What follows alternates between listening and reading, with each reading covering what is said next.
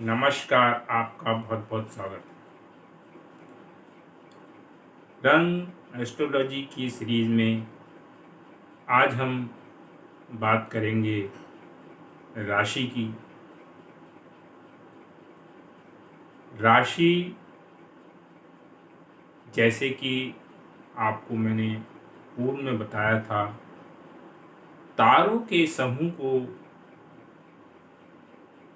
जो आकृति हमें नीचे पृथ्वी दिखाई देती है उसको नक्षत्र कहते हैं और उसी का ही विस्तार राशि है। यानी कि राशि भी तारों के समूह को ही कहते हैं, लेकिन एक राशि में लगभग 2.25 नक्षत्र के तारे समझ लो मिलकर एक राशि बनती है। यानी कि अगर मान लो एक नक्षत्र में हमारे 10 तारे हैं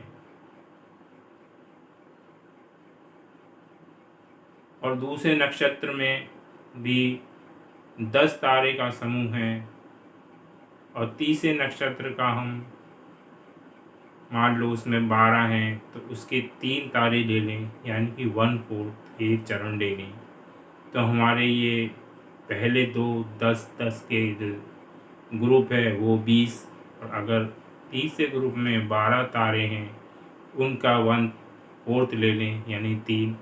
इन तीनों को अगर मिला के जो आकृति बनेगी तो उस आकृति के समरूप जो उसका नाम रखा जाएगा उसको हम राशि कहते हैं।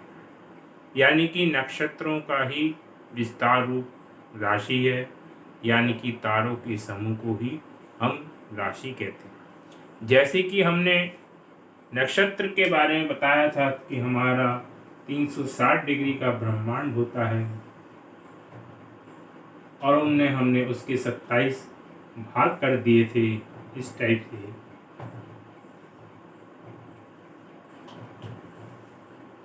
तो हमें 27 नक्षत्र प्राप्त हो गए थे। अब हम ब्रह्मांड को 27 नहीं बल्कि 12 भागों में बांट देंगे, तो एक भाग जो हमारा प्राप्त होगा, मान लो सपोज 1 2 3 4 5 6 7 8 9 10 12, यानी कि 1 2 3 4 5 6 7 8 9 10 11 12, यानी कि हम ब्रह्मांड को अगर 12 बराबर भागों में बांटें तो एक भाग को हम एक राशि कहेंगे। यानी कि अगर हम इसको रेफरेंस मान के यहाँ पे 0 डिग्री लिखें तो हमारे 360 डिग्री का ब्रह्मांड होता है और 12 बराबर भागों में बांटा है, तो एक राशि कितने की हो जाएगी हमारी? 12 से 30 डिग्री, यानी कि एक राशि का मान होगा हमारा 30 डिग्री। ठीक है। वहीं हमारा जब नक्षत्र को हमने देखा तो 27 से डिवाइड किया था तो 13 डिग्री 20 मिनट का एक नक्षत्र आया था। अब हमारी राशि होती है 12 और नक्षत्र होते हैं 27, यानी कि अगर हम 12 से 27 को डिवाइड करें तो करीब 2.25 नक्षत्र हमारे एक राशि में पड़ेंगे। ठीक है ना। इसे और सरल करने के लिए आप ऐसा कर सकते हैं, क्योंकि आपको पता है एक नक्षत्र में कितने चरण होते हैं?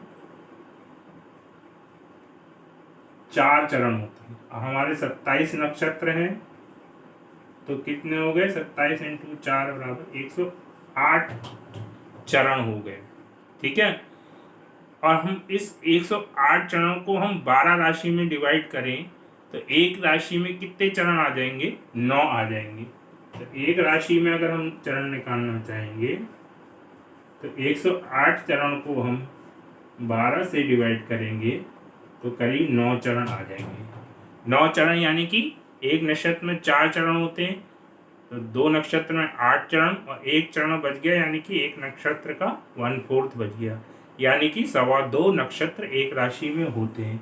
यानी कि यहाँ से अगर 0 है तो 30 डिग्री तक एक राशि होगी, जिसको हम मेष नाम दे देते हैं कि इसमें जो तारे होंगे उसका नीचे से देखने में आकृति मेष की तरह, भेड़ की तरह होगी, तो उसका नाम हमने मेष रख दिया है। पहली राशि 0-30 डिग्री की होगी, दूसरी राशि फिर 30 डिग्री की, क्योंकि हर एक राशि 30 डिग्री यानी कि 30 से 60 डिग्री की दूसरी होगी, 60 से 90 की तीसरी होगी, 90 से 120 की दूसरी होगी, ठीक है ना। इसी प्रकार 100, 150 की होगी, फिर 180 की होगी, फिर 210 की होगी, फिर 240 की, फिर 270 की, फिर 300 की, फिर 330 की, ठीक है। इस प्रकार यहाँ पे 0 है, वहाँ पे 360 डिग्री हमारा, क्योंकि 330 से आगे चलते चलते इसे हम 360 डिग्री हो जाएगा, यानी कि 0 और 360 डिग्री का ये रेफरेंस पूरा सर्किल हमारा पूरा हो गया।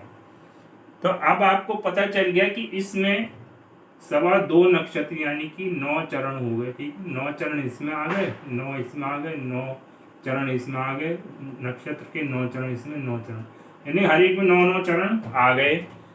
और 9 चरण का मतलब है 2.25 नक्षत्र, यानी कि 4 चरण का एक नक्षत्र होता है, यानी एक राशि में कितनी होती है, एक राशि में होगा, इसको थोड़ा सा इधर ले लेते हैं क्योंकि शायद दिखाई नहीं देगा आपको।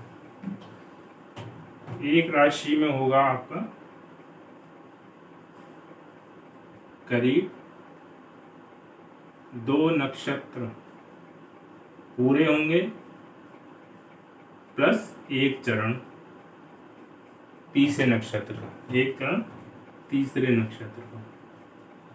वैसे ही जब हमारा दूसरी राशि शुरू होगी जो वृषभ होती है, तो एक चरण में से तीसरे चरण के 3 चरण अभी बचे हुए, तो यहाँ पे पहले 3 चरण आएंगे, ठीक है, फिर उसके अगले वाले के 4 चरण आएंगे, 4 और 3 7, और फिर उससे अगले वाले के 2 चरण आएंगे, ठीक है ना, क्योंकि टोटल 9 करनी है ना हमने।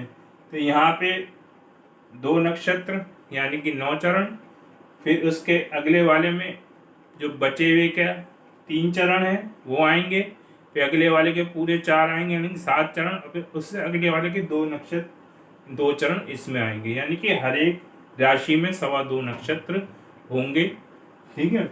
अब राशियों का क्रम हमारा ये होता है, पहले जो हमारा 0 से 30 डिग्री की राशि होती है उनको हम जब जमीन से देखते हैं तो मेष राशि की तरह प्रतीत होती है, तो हम उसको मेष का नाम दे देते हैं। तो पहली राशि मेष होती है, दूसरी राशि हमारी वृषभ होती है। वृषभ जो बैल के समान दिखाई देती है उसकी आकृति, तो हम उसको वृषभ नाम दे देते हैं। मिथुन राशि पुरुषों और स्त्री का जोड़ा होता है, खेल एक के पास वीणा होती है, एक पास गदा होता है, कीड़ा की मुद्रा में होते हैं, तो इसको मिथुन राशि हमारी जो होती है वो कीड़ा की राशि है, मैथुन करने की राशि है, तो इसको हम मिथुन राशि देते हैं। कर्क राशि जो है हमारे जो केकड़ा होता है उसकी तरह दिखाई देता है, नीचे से तारों का समूह, तो चौथी राशि कर्क है। ये शेर की भांति दिखाई देती है, सिंह है, इसमें कन्या दिखाई देती है नाव पे जाती हुई लालटेन लेके, तो यहाँ पे कन्या राशि। ये तुला जो हमारी तोलने का तराजू होता है उसकी तरह दिखाई देती है। ये वृश्चिक राशि जो है बिच्छू की तरह दिखाई देती है।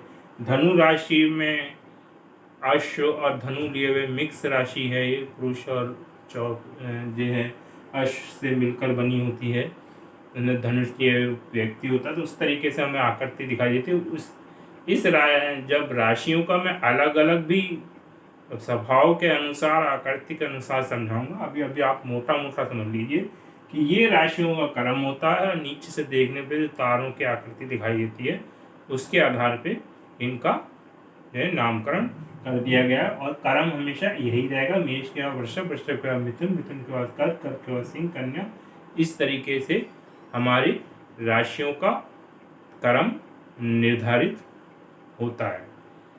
इसके अलावा इस राशियों का अपना स्वभाव भी होते हैं। जैसे द्विस्वभाव की राशि होती है, चर अचर स्वभाव होती है, तत्व भी होते हैं, आकृति के अनुसार नाम भी होते हैं, सौम्य राशि कौन सी है, क्रूर राशि कौन सी है, ये सब मैं आपको आगे आने वाले वीडियो में समझाऊंगा। तो इस वीडियो में इतना ही। धन्यवाद।